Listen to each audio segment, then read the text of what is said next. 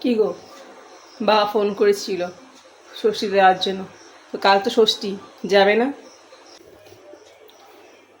কোথায়?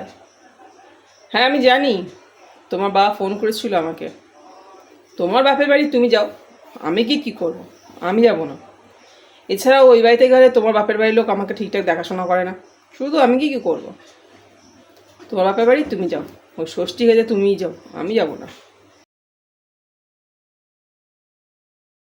কি গো, বাবা ফোন করেছিল, এবছর তো যাবে। মার শরীরটা ভালো না, আজ আছে কাল নেই।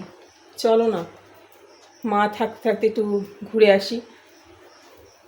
আজ এই নিয়ে 3টে বছর হয়ে গেল যে আমার শ্বশুরতে যাই না। চলো না গো, একটু ঘুরে আসি। মেয়েরাও বড় হচ্ছে, এরপর যখন মা থাকবে না তখন কি আর ওদের ইচ্ছা করবে? আমি যাই না বলে ওরাও যায় না মামা বাড়ি। চলো না গো, একটু ঘুরে আসি। তোমার বাপের বাড়ি তুমি যাও, আমি যাব না। শুধু এবছর কেন, কোনো বছরই আমি যাব না। যেখানে আমাকে বাজার করতে হবে সেখানে আমি কেন যাব? জামা ষষ্ঠী মানে শ্বশুরে বাজার করবে আর আমরা খাবো।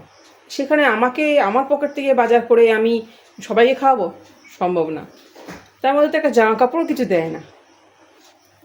আমি জামা ষষ্ঠী যাবো না, শুধু এবছর কেন, কোনো দিন যাবো না। শোনো, তোমার বাবা মার যেমন একটা সম্মান আছে, আমারও একটা সম্মান আছে। ব্যাস, যাবো না মানে যাবো না, তুমি যা খুশি করো।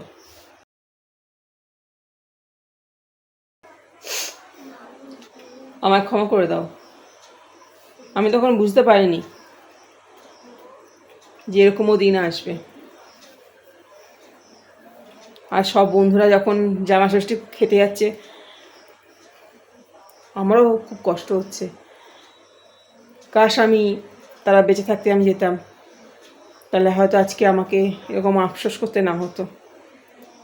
আমি তোমার কাছে ক্ষমা চাইছি, কারণ আমার জন্য তুমিও এতগুলো বছর যেতে পারোনি।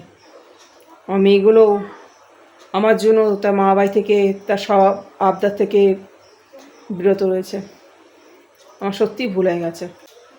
হ্যাঁ জানি তো কালকে জামাই ষষ্ঠী, তো আমি কি করব?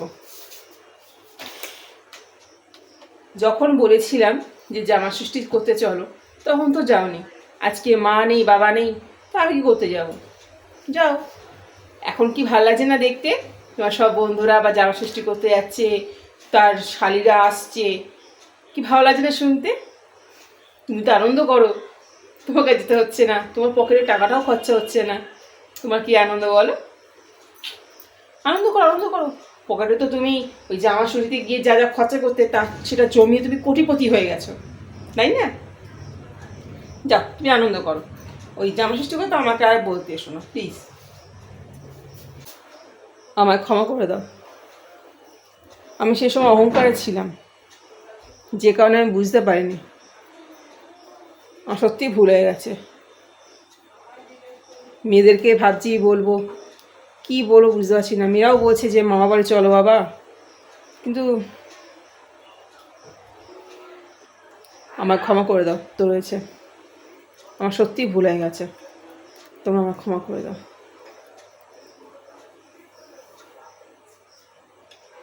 এর জন্য কথাতেই বলে, দাঁত থাকতে দাঁতের মর্ম করতে হয়।